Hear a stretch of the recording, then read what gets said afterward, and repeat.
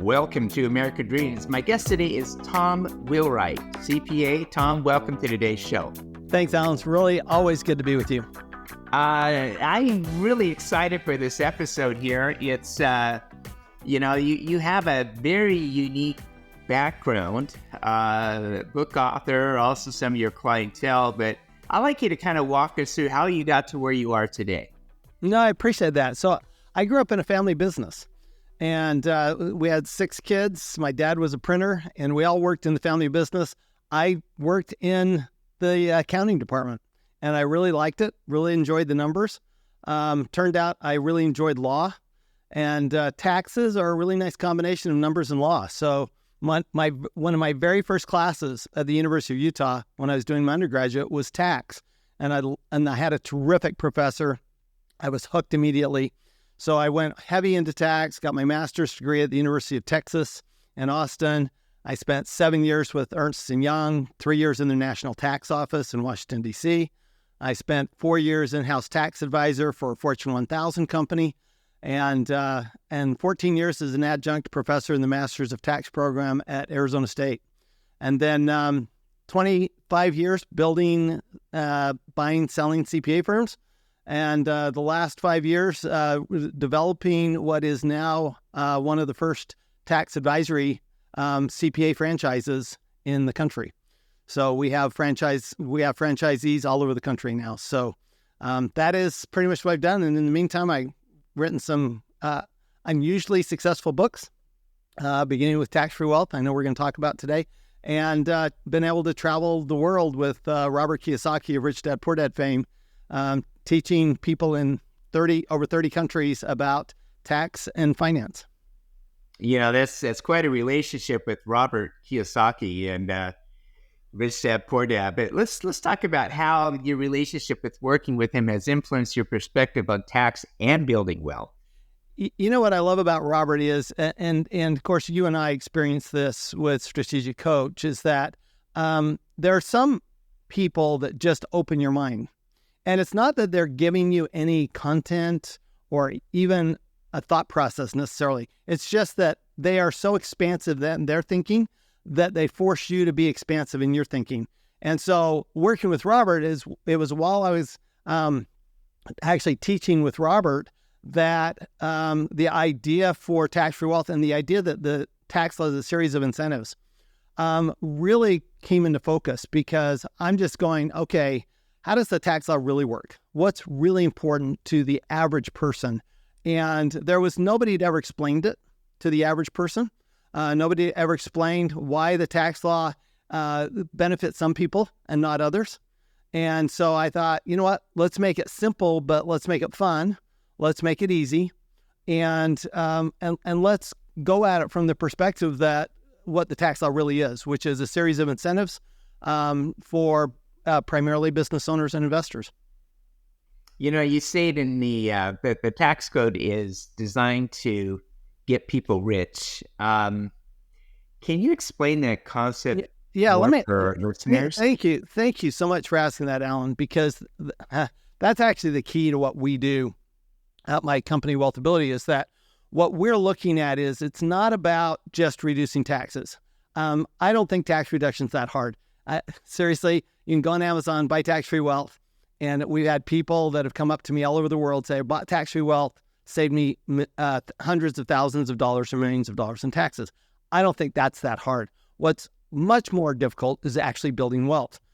But what the tax law is, and that people don't typically focus on, is it's actually a roadmap for building wealth. So by following these incentives, by following what the government wants you to do, you actually build more wealth than if you do what Wall Street or somebody else might want you to do. Why do investors and entrepreneurs receive the special tax advantages? Well, you think about, what does the government want to do, right? What are they trying to accomplish? First thing they want is they want jobs, right? So entrepreneurs create jobs. Second of all, they want innovation. Entrepreneurs are the most innovative people, as you know.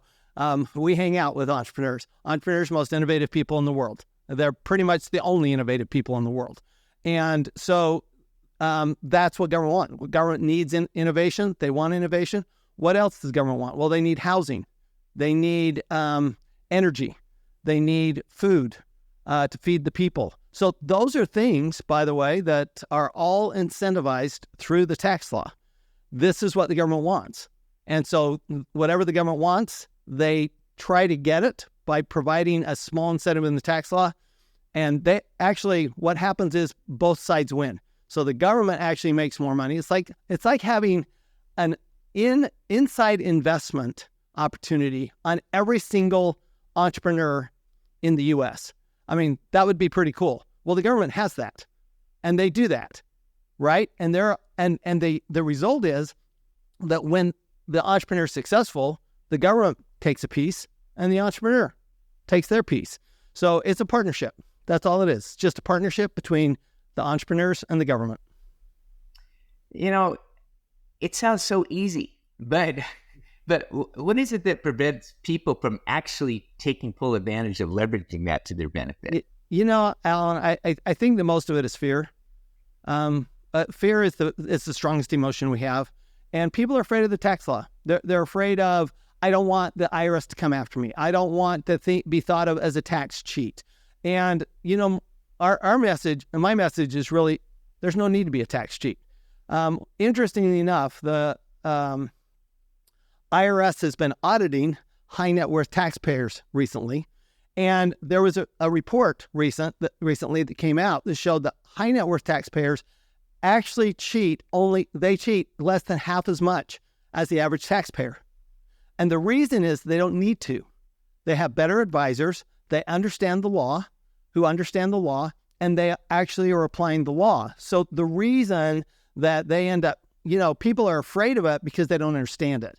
And really the goal of both my company, Wealthability, and our franchisees, and the goal of Tax-Free Wealth and Win-Win Wealth, my two books, the goal is to give people a choice. If we're not educated, if we don't have the information, we have no choice. How do you recommend people use their tax savings to build wealth? So I think there's two sides of that. The first is you can't build massive amounts of wealth and pay high amounts of taxes. It's practically impossible. The numbers just don't work.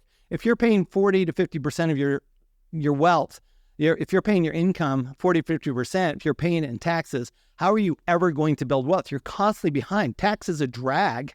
It's a weight weighing you down on that on your wealth. So the first thing you have to do is you do have to reduce that tax. But I think that more importantly is recognizing that the same investments that produce tax savings also produce higher returns as long as you stay focused. One of the biggest challenges I think people have is that they get distracted. And so I love the old saying, a niche will make you rich. And what I found as I've dealt with thousands of entrepreneurs over the years, and I find that all the successful entrepreneurs find a niche. They go after that niche. Basically, entrepreneur means enter in and take control of a market. And that's what they're doing. So the same thing's true with investing. If you focus on investment, I mean, I'm not suggesting anybody go out, buy real estate, do energy, do agriculture, invest in the stock market. Don't do all those things. Choose one. And focus on that. And then what happens is then look at the tax incentives that go along with whatever investment you're choosing. All right, let's jump into a tax incentive here. So what is a simple strategy that you can implement to protect your assets and your family? Well, so we take Wealthability, we take a very holistic approach. So actually, I think you espouse this a lot yourself from what I've learned from you. And so we look at not just how do you make your money. So you've got to start with how do you make your money?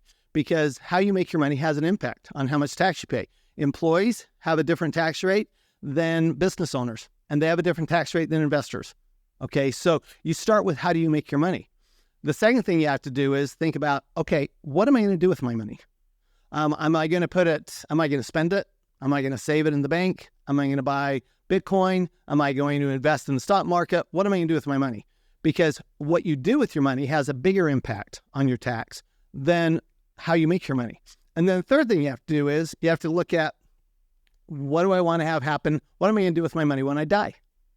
Because there are actual tax benefits that come from doing your planning now while you're alive instead of waiting until just before you die to do your planning, because there are income tax benefits that come from doing good estate planning. So really, it takes a holistic approach, and it takes a team. Investing, business, team sports, right? These are not individual sports; these are team sports. And so it takes financial advisors, it takes CPAs, it takes bankers and attorneys. It takes all of that team and then somebody to bring it together. So I think that is really, when you think about a strategy. Now there are tactics. There are tactics to. I show in my book, Win-Win Wealth Strategy, Chapter 9 is how to get the government to pay for your Ferrari. This was a true story. It's a true story. I have a client who got the government to pay for his Ferrari completely legitimately through real estate investing. And so you can use the tactics, but more importantly is the bigger strategy. How am I thinking about taxes? How am I thinking about building wealth? And how do I bring that all together with the right team?